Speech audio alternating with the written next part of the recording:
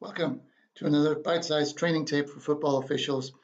We're going to have a look at some complete, incomplete passes here and look at some mechanics and some philosophies related to catch incomplete fumble situations. We're going to have a pass into the end zone. And first of all, what I'd like you to focus on is the mechanics. As soon as the ball is thrown into that area, notice how the back judge moves to participate in the play. Also notice how the wing moves his way up to the pylon so he has a clear view down the sideline, because now the sideline is going to be threatened. And there we go. Notice how in this case, side judge is on the sideline extended to have a very good view of what's going on also. So we've got three officials. Back judge is trying to come over. He is not as instrumental in this play since the end line is not threatened.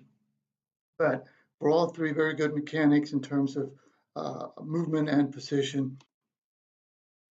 And the next thing you'll notice is right here, the side judge has a positive result on the play. So what he does, he's communicating with the wing with a little nod to say, I've got him in, giving the linesman time to have him out of bounds if that had been the case. Here, he is inbounds, and it appears he's got control and he's got feet in. So if he completes the process of the catch, he has full control of the body of the ball, and he keeps control of the ball all the way to the ground. That is indeed a touchdown. Now, let's have a look at a similar situation. Same mechanics as the back judge is moving over, the wing is up, and the deep wing is sideline extended.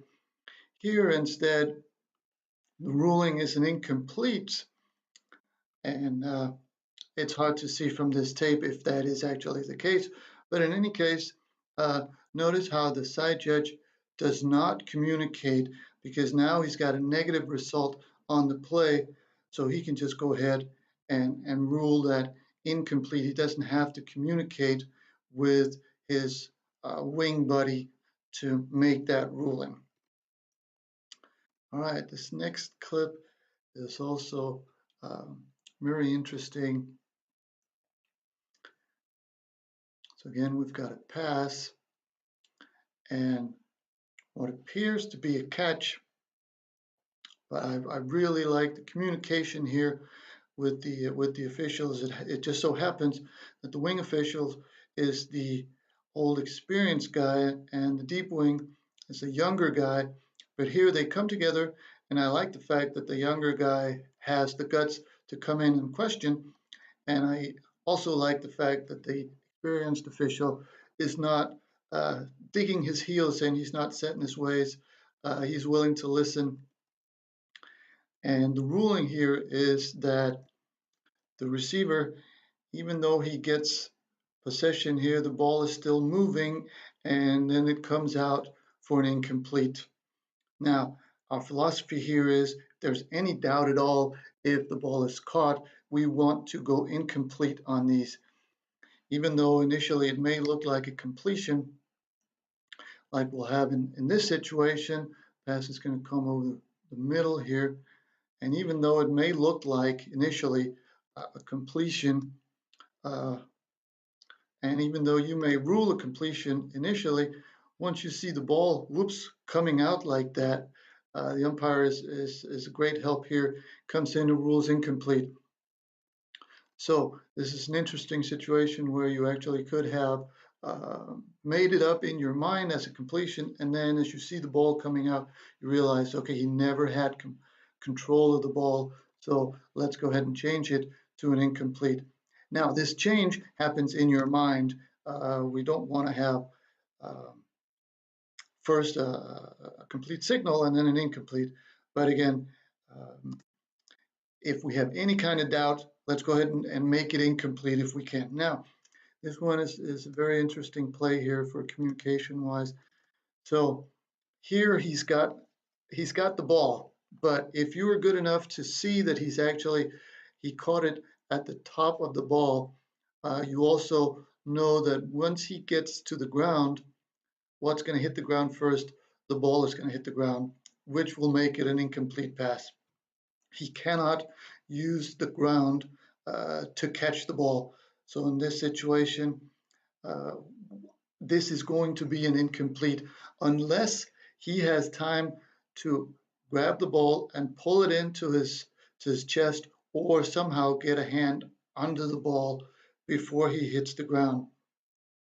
And the second reason I included this clip here is when he lands like this, the short wing should be very, very cautious about ruling anything, because he can't see if the ball is moving or if he's actually caught the ball. So this is very, very dangerous situation to get into as a wing, because you're making a ruling on something that you really can't see. So in this situation, it would be much better to defer the ruling to the deep wing.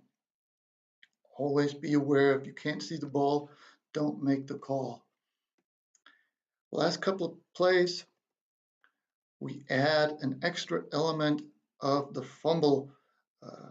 So in this place, in this situation, this guy right here, and here, what we have is we have a control of the ball. I don't want to say catch yet. We have a control of the ball. He turns upfield. He gets down. He's inbounds and he turns upfield, and that is the football act that we're looking for.